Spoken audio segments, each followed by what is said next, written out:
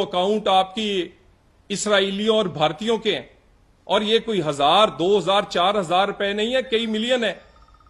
किस तरह हो सकता है कि इस मुल्क में दो स्टैंडर्ड्स होंगे? नहीं होंगे।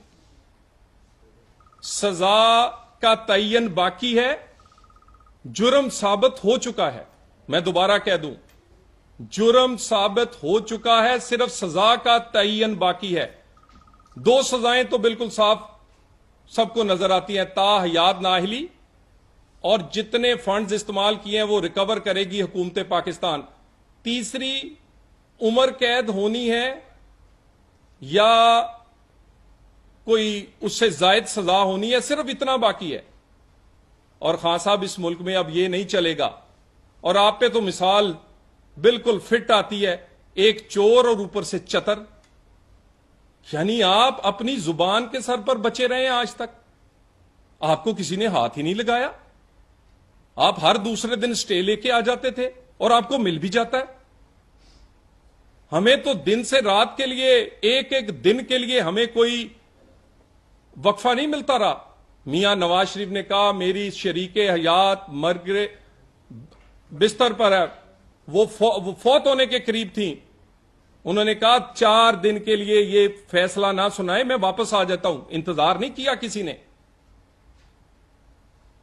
आपके पास 8 साल, क्योंकि आपकी जुबान बहुत लंबी है और आप समझते हैं कि आपके साथ सलूक वही लाडलों जैसा होगा, आपके लिए कानून और होगा, दूसरों के लिए सुतेलों वाला होगा।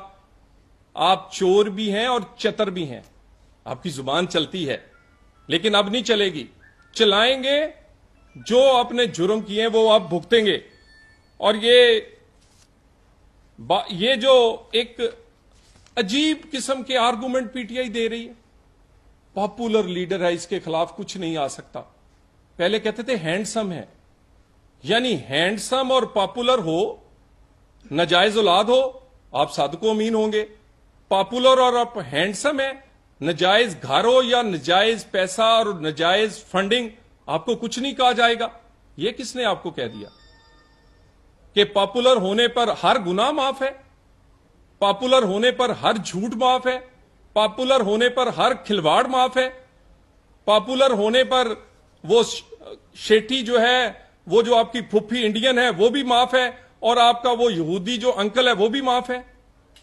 आप पॉपुलर हैं, आप हैंडसम हैं, आप सिविल नाफरमानी की बात करें माफ, आप हुंडी की बात करें माफ, आप सीपैक रोके माफ, आप उसके बाद जितने आपकी नजायज, मैं ये अफसोस से कह रहा हूं, और ये मैं आपको और बात बता दूं, हर फोरम और हर सिर्फ फॉरेन फंडिंग में ये नाहिल नहीं होगा। हम अमरीकी अदालत के फैसले को भी 62-63 पर के म्यार पर जांचने के लिए लेकर आएंगे। हमें क्योंकि बताना है कि ये सादों को अमीन नहीं है, ये इसने खोल चढ़ाया हुआ है अपने ऊपर। असल इसकी असलियत है क्या?